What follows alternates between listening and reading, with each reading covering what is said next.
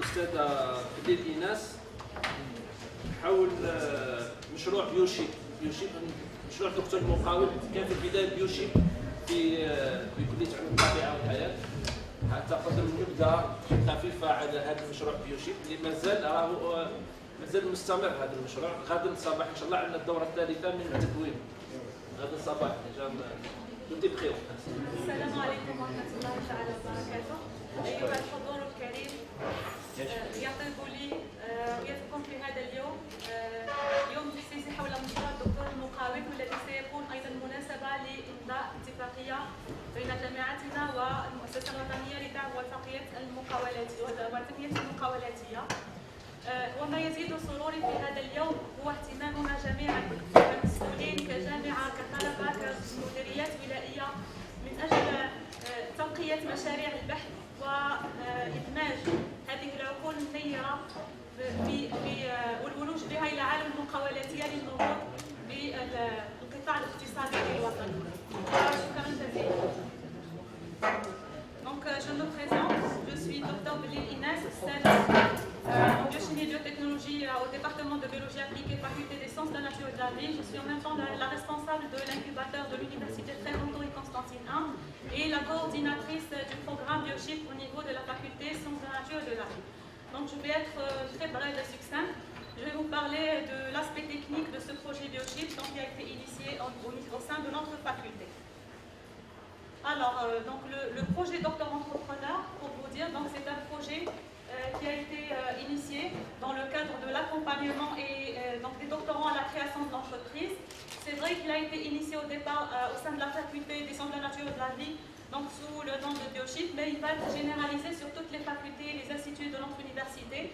Donc il va y avoir le Foodship pour les doctorants de l'INATA, TechShip pour les doctorants en sciences et technologies, LEDShip pour les doctorants des lettres et langues, VetShip pour les doctorants vétérinaires et ExaShip pour les doctorants des sciences exactes. Revenons au projet Biochip. Donc Biochip c'est pour Entrepreneurship of Biologists. Donc l'acronyme c'est Biochip. Donc c'est le résultat d'une collaboration entre la faculté SNP, l'incubateur et l'université avec l'Agence nationale d'appui et de développement à l'entrepreneuriat. Donc après plusieurs discussions, un programme a été tracé justement sur toute l'année et avec plusieurs étapes. Donc le projet il s'étale sur toute l'année. Il comprend trois étapes principales. D'abord la sensibilisation à l'entrepreneuriat, l'accompagnement personnalisé et la création de l'entreprise. On a de la sensibilisation à l'entrepreneuriat. Donc dans cette étape, nous avons déjà initié 3 formations. La première, c'était en décembre 2021. Elle a été organisée pour 15 doctorants. La deuxième, c'était en mars 2022, avec la participation de 8 doctorants. Et la troisième, c'était en juin 2022. Elle va commencer demain, Inch'Allah, et elle va comporter, ou là, elle va être destinée à 20 doctorants. Donc, dans toutes ces étapes de sensibilisation, le projet Biochip va être expliqué aux doctorants et tout en mettant l'accent sur son importance et sur l'impact positif sur leur vie professionnelle future. Donc, chaque étape dans ce projet, elle a des objectifs bien précis. Donc, la sensibilisation dans ce projet, je tiens à préciser que la sensibilisation, la sensibilisation dans d'autres entités liées à la sensibilisation de masse. La sensibilisation, en fait, c'est le développement des capacités entrepreneuriales des futurs docteurs, porteurs d'idées bien sûr innovantes, formulées à partir de leur projet de thèse de doctorat. Cette formation a porté sur 2 volets. Donc la sensibilisation elle porte sur 2 volets. D'abord le volet psychologique du doctorant. C'est pour voir si le docteur il a le caractère d'un entrepreneur ou s'il pourrait éventuellement le développer pour bien mener son projet. Les capacités entrepreneuriales du doctorant, on passe au volet business model Canva, les machines le business plan. Le business model Canva, en fait, le but c'est d'aider le doctorant à bien scénariser ses idées en un projet conséquent, en apprenant les différentes bases et composantes nécessaires pour présenter un projet solide et convaincant sur tous les plans.